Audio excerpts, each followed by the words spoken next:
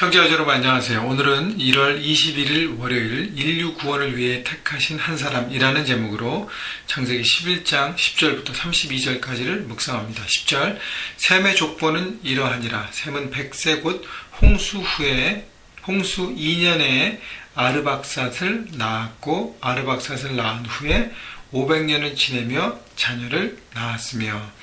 자, 바벨탑이라는 하나님에 대한 큰 불순종으로 인해서 하나님께서 모든 사람들을 온 땅으로 흩으십니다. 언어를 복잡하게 하시고 흩으십니다. 왜냐하면 언어가 하나고 그들이 흩어지지 않고 뭉치기로 원했어요. 물론 하나가 되면 필요하지만 하나님의 뜻은 온 땅에 퍼져서 그 하나님의 사람들로 자기의 사명에 따라 살아가기를 바랬어요. 그러나 함께 힘을 모아서 하나님을 대적하고 자기들의 주인됨을 바라는 그 불순종, 그게 바벨탑의 원인이었는데, 그것을 통해서 하나님은 다시 인류를 흩으시고 하나님의 뜻을 그들 가운데 펼치십니다. 자, 그런데 그 흩어진 모든 사람들이 하나님 없이 자기 뜻대로 살아가기 시작하면서 결국 소망의 불씨가 꺼져갑니다. 자, 온 세상에 죄악이 가득해서 하나님께서 홍수로 심판하고 노아를 통해서 새롭게 시작하셨는데, 인간의 죄악의 어떤 그 불씨가 계속적으로 남아있기 때문에 인간들이 그것을 정말 돌이켜서 하나님 앞에 계속적으로 철저하게 나가야 됨에도 불구하고 자기 뜻대로 살아가는 삶을 선택하면서 결국 인류의 또 다른 소망이 없어지는 것이죠.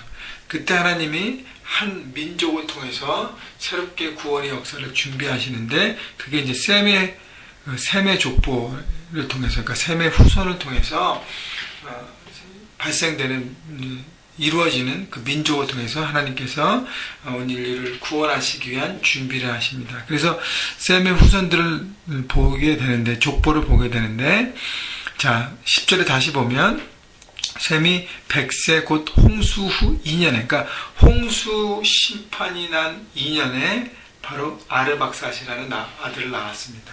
그러니까 홍수 때까지만 해도 셈은 아내가 있었지만 자녀가 없었습니다. 홍수 후에 하나님의 축복을 얻고 아르박삿을 낳았고, 자, 아르박삿이 셀라를 낳고, 셀라가 에벨을 낳고, 에벨이 벨렉을 낳고 하면서 족보가 쭉 흘러내립니다. 18절 보면 루를 낳고, 루가 수룩을 낳고, 그 다음에 22절 수룩은 나홀을 낳고, 그 다음에 24절 나홀은 데라를 낳고, 그 다음에 데라가 25절에 보니까 26절에 70세에 아브라함과 나홀과 하란을 낳았더라. 그러니까 아브라함의 아버지 데라까지의 족보가 쭉 나와 있습니다. 근데 여기서 보면서 특징은 뭐냐면 이제 홍수 후에 사람들의 수명이 계속 줄어들어요. 500년, 400년, 300년, 200년. 그래서 아브라함의 할아버지 나홀은요, 보면 29세에 데라를 낳았고, 데라를 낳은 후 119년을 지내며 결국 200년도 못 사는 삶을 살아갑니다.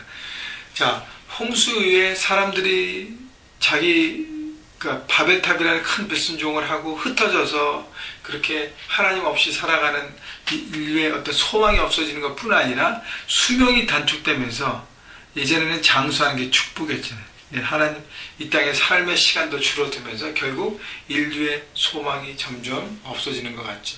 그때 이제 하나님께서 이 족보를 통해서 아브라함의 아버지 데라의 집안에 초점을 하십니다.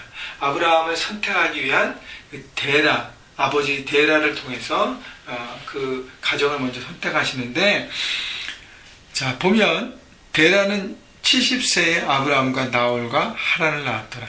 그 아버지, 할아버지들 보면 다 29세, 30세, 32세, 30세 안팎으로 자녀를 낳기 시작했습니다. 그런데 데라만 70세에 아브라함과 나홀과 하란을 낳았어요. 그 얘기는 뭐냐면 데라는 다른 사람과 다르게 자녀를 낳지 못한 고통과 아픔 가운데 살았다는 것입니다. 늦둥이를 낳은 거죠. 세 사람이나.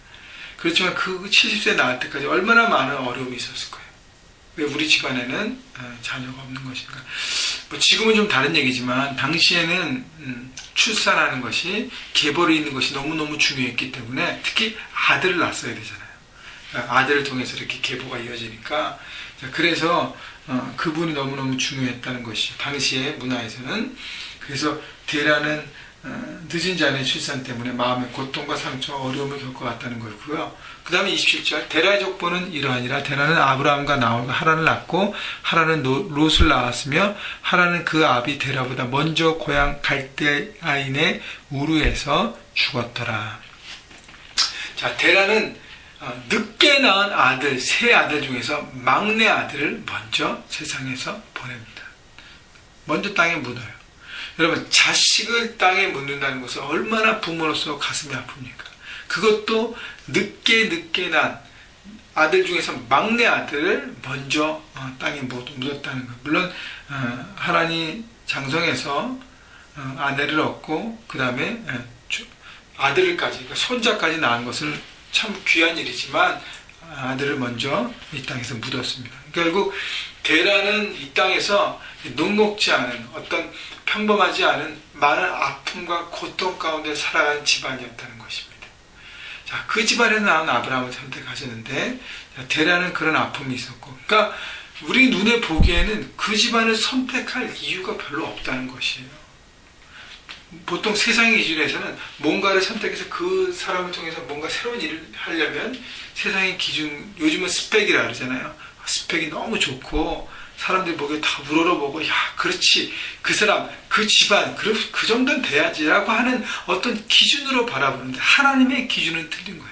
모든 사람이 소망이 없다는 거. 모든 사람이 저 집안 볼 곳이 있냐, 저렇게 아픔이 있고 저렇게 어려움이 있고, 또 어떤 어려움이 있냐면 보세요. 29절, 아브라함과 나홀이 장가들었으니 아브라함의 아내의 이름은 사레며 나홀 아내의 이름은 밀가니 하란의 딸이요 하란은 밀가의 아버지이며 또 이스가의 아버지더라. 사레는 임신하지 못함으로 자식이 없었더라. 자, 남은 두 아들이 장가가 들어서 아내를 얻었는데, 아브라함 큰아들의 며느리가 임신하지 못함으로 자식이 없다는 것은 큰아들 부부에는 자식이 없었다는 거예요. 그러니까 당시에는 30세 정도만 되면 다 자식을 낳았는데, 지금 더 많은 시간이 흘렀는데도 자식이 없었다는 것이죠. 본인도 늦게 자식을 낳고 아픔을 경험했어요. 셋째 아들은 먼저 죽어서 땅에 묻었습니다. 성경의 기록에 보면 부모보다 먼저 자식이 죽은 거는 살인을 당한 아벨이나 다른 자식들이나 아니면 에녹처럼 하나님께 동행하고 들림받은 자식 외에는 자연적으로 죽은 사람은 없었습니다. 그러니까 결국 그런 아픔을, 고통을 겪은 것인데, 또 큰아들 집에 자식이 없어요. 그래서 그 집안은요, 이 데라, 아브라함의 집안은 세상적인 기준으로 볼 때 좀 이렇게 부족하고 힘들고 어렵고 아픔을 겪었다는 것입니다. 자, 그런데요, 31절, 데라가 그 아들 아브라함과 하란의 아들인 그의 손자 롯과 그의 며느리 아브라함의 아내 사레를 데리고, 그러니까 데라는 자기 큰아들 가족과 부부와 그 다음에 죽은 아들의 자식 롯, 손자를 데리고, 그리고 그쵸, 손자를 데리고, 그리고 가나안 땅으로 가고자 갈대아의 우르를 떠납니다. 그리고 하란에 머물러서 거기에 거류하였고요. 32절, 데라는 나이가 205세가 되어 하란에서 죽었더라. 데라는 하란에서 결국 죽었습니다. 여기 이제 이 상황 보면은 왜 갈대아 우르 고향을 떠났지 했지만, 이 다음 12장에 우리가 다 잘 아시는 대로 하나님께서 아브라함을 부르셔서 너는 네 고향, 본토 친척 아비의 집을 떠나라 그럽니다. 그러니까 고향을 떠나라 그래요. 아마 아브라함이 하나님의 음성을 듣고 아버지와 대화하고, 왜냐하면 그때는 가족 공동체였기 때문에, 그래서 갈대아 우르는 일단 떠났습니다. 근데 중요한 거는요, 가나안으로 가야 되는데 가나안과 갈대아 우르 중간인 하란에 머물렀다는 것입니다. 그것은 철저하게 데라, 아버지의 뜻이었어요. 데라는 당시에 우상의 어떤 형상을 만드는 그런 직업을 가지고 하나님을 모르는 사람들이었어요. 하나님에 대한 이렇게 지식과 만남이 없었어요. 왜냐하면 다 떠나게 살았기 때문에 하나님이 아마 침묵하셨던 것 같아요.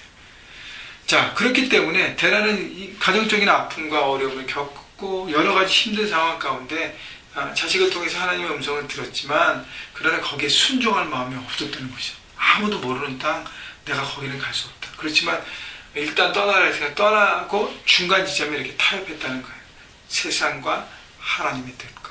그리고 거기서 죽었습니다. 아버지 데라가 죽은 다음에 그 다음에 아브라함은 가나안으로 떠났다는 것입니다. 여러분, 그래서 여러분이 이제 결혼도 하고 부모가 되고 이렇게 아버지가 되는데, 부모가 되는데, 여러분 가정 가운데 하나님께서 말씀하신 것을 순종할 때 여러분이 걸림돌이 되면 안 돼요. 내가 다 안다고, 내가 다 부모로서 하나님의 뜻을 분명하게 들어야 될 것이고요. 그 다음에 내 계산과 내 방법이 아니라 하나님의 뜻에 전적인 하는 순종이 필요한 것입니다. 여러분, 하나님께서 아브라함의 집안을 선택하신 것은 어떤 특정한 기준이 없었다는 것이에요. 아까도 얘기했지만 세상적인 기준으로 선택해야 될 아무 이유가 없었다는 것이죠. 그러나 하나님은 그 가정을 통해서 하나님의 일을 이루십니다. 왜 아브라함이 물론 나중에 믿음의 조상이 되지만 그 가정이 왜 중요했습니까? 하나님께서 택하셨기 때문에 중요한 것입니다. 여러분, 하나님께 우리 모두에게 하나님의 사명을 주시고 하나님 나라의 일들을 주시고 삶의 현장을 주시면서 말씀하십니다. 우리 모두 지금 왕같은 세상에 하나님의 다 부르심을 받았어요. 그런데 부르심을 받고 움직이고 순종하는 사람은 하나님의 뜻을 이루고 역사를 이루는 하나님의 사람으로 서갈 것이고, 그 부르심에 불순종하고 내 멋대로 내 뜻대로 내 계획대로 가는 사람과 그 가정은 하나님 앞에 소망 없는 삶을 사는 것입니다. 여러분, 중요한 것은 내가 뭘 해서가 아니라 하나님의 부르심이 더 중요하다는 것이죠. 여러분, 그렇기 때문에 데라처럼 세상의 하나님의 가운데서 흔들리면서 어떻게 할까 이렇게 막 보면서 여러분 이렇게 막 머리 굴리지 마시고요. 갈등하지 마시고 그냥 떠나십시오. 어떻게 해요? 하나님의 뜻을 붙들기로 나아가십시오. 그래 세상 현장 가운데 승리할 수 있습니다. 또 하나는요, 데라는 하나님 앞에 자기의 어떤 가정의 어려움과 이 모든 것들을 구하면서 이렇게 회복하지 못했어요. 안타깝게 세상을 떠났습니다. 여러분, 가정에 여러 가지 우리 가정에 문제가 있지 않습니까? 어려움들이 있지 않습니까? 여러분, 그 문제를 여러분 혼자 끙끙 앓지 마시고 하나님께 고백하고 하나님을 통해서 회복하고 새롭게 하십시오. 여러분, 지금은 육신적인 아들을 낳고 딸을 낳는 출산만이 하나님의 뜻이 아닙니다. 지금은 영적인 자녀를 낳는 것도 하나님의 뜻입니다.